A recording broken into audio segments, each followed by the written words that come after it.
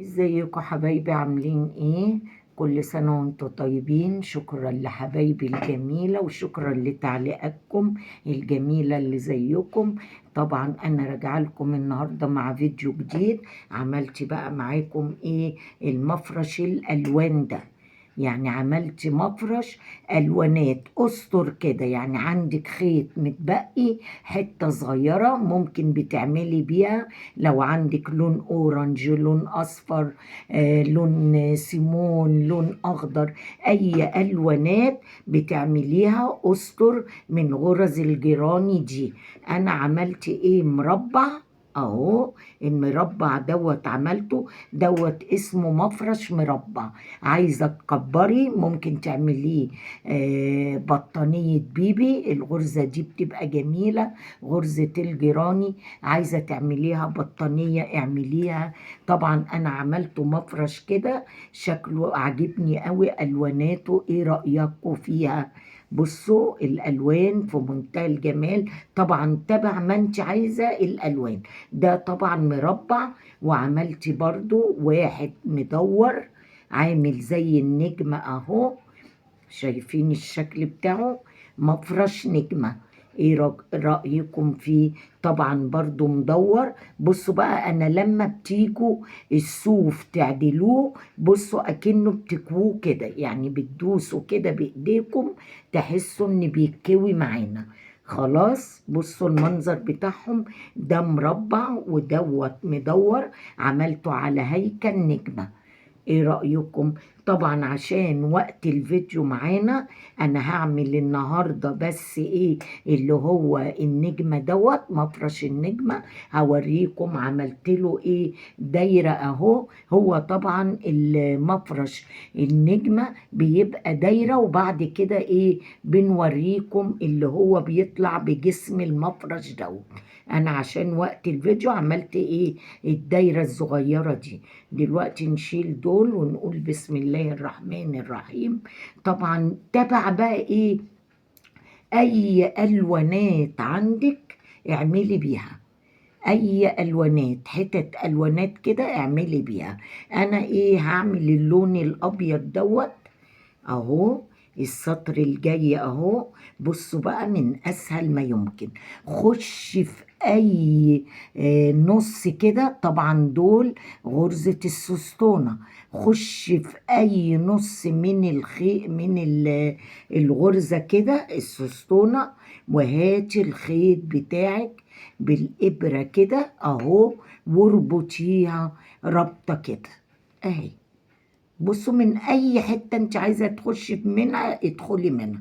طبعا الخيط اللي انا ربطاه ده باخده تحت الشغل بتاعي عشان ما بينهوش. بدخل في النص بالظبط اهو. بشد الخيط بتاعي. بعمل ايه؟ 3 سلسلة. للتلاتة سلسلة دول بمثابة عمود طلعت بيهم.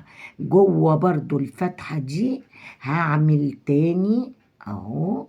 الخيط طبعا تحت الشغل بتاعنا. عايزة تقصيه قصيه بس ثبتيه شوية وبعدين قصيه. ادي كده تاني عمود. ادي كده تالت عمود. طبعا انا عايزة هعمل نص بس، نص سستونة، لاني باجي بكمل في الاخر النص التاني. بطلع ايه 2 سلسلة. شايفين بالمنظر ده كده؟ بطلع 2 سلسلة. بلف الخيط. شايفين دي اسمها غرزة حشو. دي اللي في النص دي غرزة حشو. بدخل على طول سن الإبرة. بعملها كده باخدهم على طول. بطلع سلسلة كمان اهو. شايفين اهو. باجي هنا بسيب دول واخش في الايه في نص السستونة. اعمل بقى ايه سستونة كاملة اهو. يعني السستونة الكاملة عبارة عن ايه؟ 3 عمود، 2 سلسلة. ادي تالت عمود. تطلعي 2 سلسلة جوه الفتحة تاني. اعمل 3 عمود تاني اهو. بالمنظر ده. دي بقت ايه؟ سستونة كاملة. شايفين المنظر؟ انا سبت هنا نص سستونة عشان هكملها في الاخر سستونة كاملة. بطلع ايه؟ بطلع هنا سلسلة، بيجي هنا عندي غرزة حشو، بدخل فوق غرزة الحشو، اعمل غرزة حشو، اطلع ايه؟ سلسلة. باجي هنا في نص السستونة هعمل سستونة كاملة عبارة عن ايه؟ 3 عمود، 2 سلسلة، 3 عمود تاني اهو بالمنظر ده كده اهو اهو.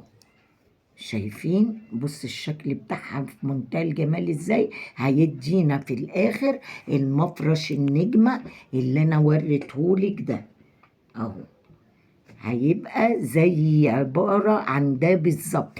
طبعا مع تغيير الالوانات بقى زي ما انت عايزة تعملي في الالوانات اعملي. شايفين اهو؟ بطلع سلسلة اهو، باجي هنا خلاص في غرزة حشو، بعمل اهو غرزة حشو، بطلع سلسلة، بخش جوه اهو نص السستونة، هبدأ اعمل 3 عمود اهو، 3 عمود، 2 سلسلة في نفس الفتحة، 3 عمود تاني اهو زي ما احنا شايفين كده. بطلع سلسلة، بيجي هنا عندي غرزة حشو، اعمل غرزة حشو فوق غرزة الحشو اهي اهو. اطلع سلسلة، باجي في نص السستونة اهو، نصصي كده، بتعملي 3 عمود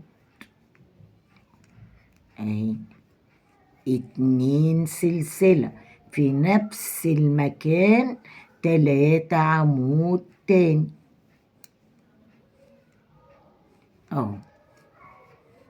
اطلع سلسلة، باجي فوق غرزة الحشو، بعمل غرزة حشو واطلع سلسلة اهو، ابدأ اعمل سستونة، 3 عمود اهي، 2 سلسلة، 3 عمود. طبعا السطر ده كله عبارة عن الشغل اللي انا بعمله ده.